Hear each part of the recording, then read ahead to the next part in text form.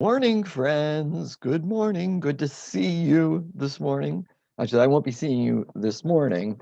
You're seeing me. I'll be checking later to see who was here and who wasn't. Uh, yeah, I do like when you check in, so I know who it is. I'm Brian. I should let you know who I am. Brian, pastor here at Christ UMC, and this is another episode of PB Reads the Bible, and we are on day 33, episode 33 of our journey through the book of Genesis. And so we are on chapter 45. 45. 45. Today is Friday for you. For me, it's Thursday morning. But for you, it's Friday morning. Friday is my Sabbath. Excuse me. But I don't want you to miss out on this opportunity to read the Bible just because I'm uh, going to be doing my own devotional and connecting stuff. So I'm got this recording going for you. Day 45, or chapter 45.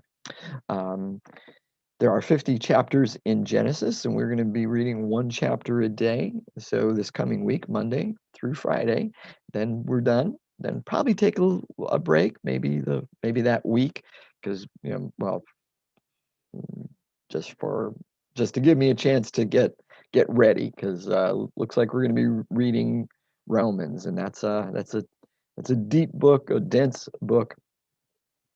I want to make sure I have my thoughts excuse me, organized and some sort of a plan laid out for that. We probably won't get through a chapter a day on Romans. In some cases, we might be lucky if we get through a few verses a day in Romans, because there'll be substantial amount to discuss, I think. I think. I think. So anyway, let's get to it though with chapter 45. Chapter 45.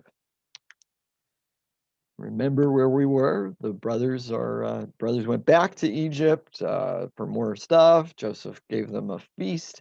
They started to leave, but he kind of tricked them and was playing games with them, accused them of stealing a silver cup. They had to go back into the city before him, and Judah made that impassioned plea to rescue his brother Benjamin, said, "Take me instead." And that's where we left. Chapter 45, Joseph could stand it no longer. There were many people in the room, and he said to his attendants, "Out, all of you." So he was alone with his brothers when he told them who he was. Then he broke down and wept. He wept so loudly the Egyptians could hear him, and word of it quickly carried to Pharaoh's palace. "I am Joseph," he said to his brothers. "Is my father still alive?" But his brothers were speechless. They were stunned to realize that Joseph was standing there in front of them. "Please come closer," he said to them. So they came closer, and he said again, "I am Joseph, your brother, whom you sold into slavery in Egypt. But don't be upset, and don't be angry with yourselves for selling me to this place. It was God who sent me here ahead of you to preserve your lives.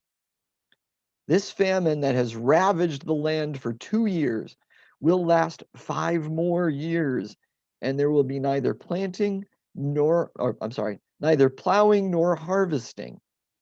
God has sent me ahead of you to keep you and your families alive and to preserve many survivors."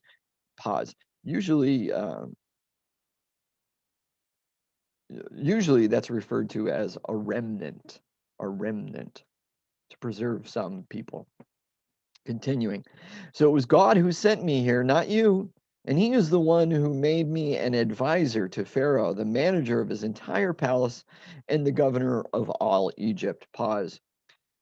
This translation really makes it sound like God ordained those things and God fixed those things that Joseph went there. Most translations don't have that context, because more literally, it does mean that the best way to describe it is that God worked good out of it, right? Um, what you intended for evil, God used for good. is probably a better way of translating this. Okay. Continuing. Now hurry back to my father and tell him, this is what your son Joseph says. God has made me master over all the land of Egypt. So come down to me immediately.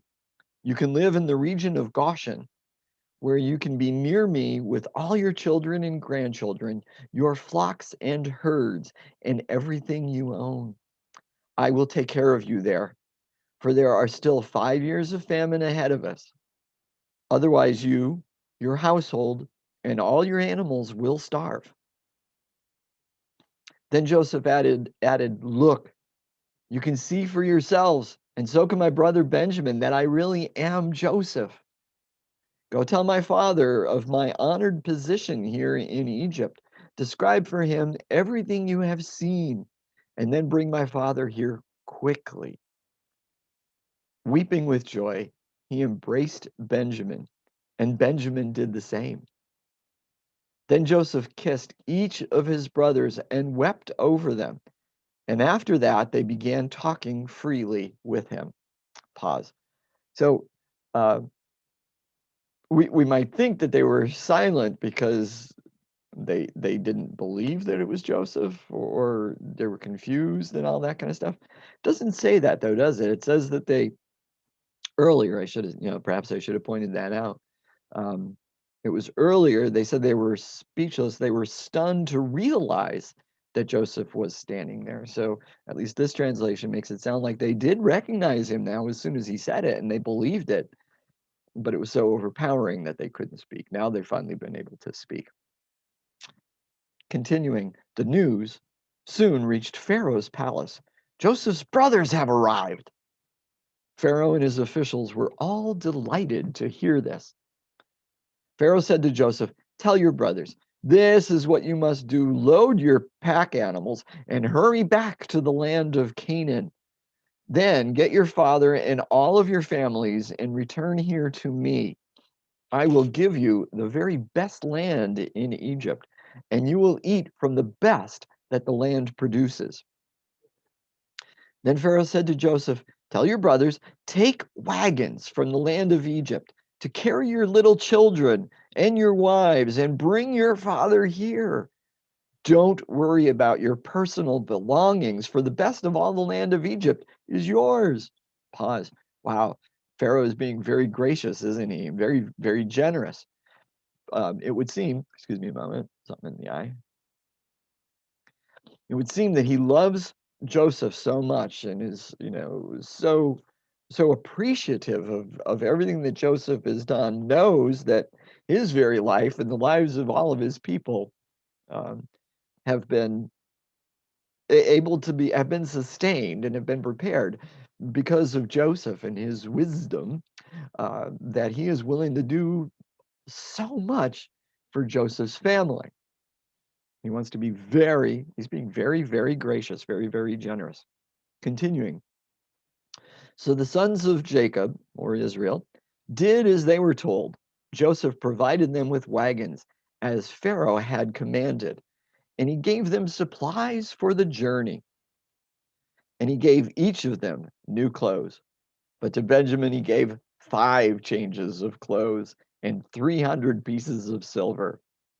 He also sent his father 10 male donkeys loaded with the finest products of Egypt, and 10 female donkeys loaded with grain and bread and other supplies he would need on his journey. So Joseph sent his brothers off, and as they left, he called after them, don't quarrel about all this along the way. I'm sorry. Don't quarrel about all this along the way. And they left Egypt and returned to their father Jacob in the land of Canaan. Jacob is still, wow, excuse me. Joseph is still alive, they told him, and he is governor over all the land of Egypt. Jacob was stunned at the news. He couldn't believe it, understandably so. But when they repeated to Jacob everything Joseph had told them, And when he saw the wagons Joseph had sent to carry him, their father's spirits revived. Then Jacob exclaimed, "It must be true. My son Joseph is alive. I must go and see him before I die." End of chapter. Whew. Wow. So at first, Jacob had a hard time believing that Joseph was still alive. Perfectly understandable. It had been a number of years, according to the story, right? Been a number of years, uh, like 13 and 7, about 20 years, maybe a little bit more, if you read that story literally. So more than 20 would have been, because it's 2. So at least 22 years, according to the story, that Joseph had been gone, had been away. So it's easy to understand that Jacob would have trouble believing it.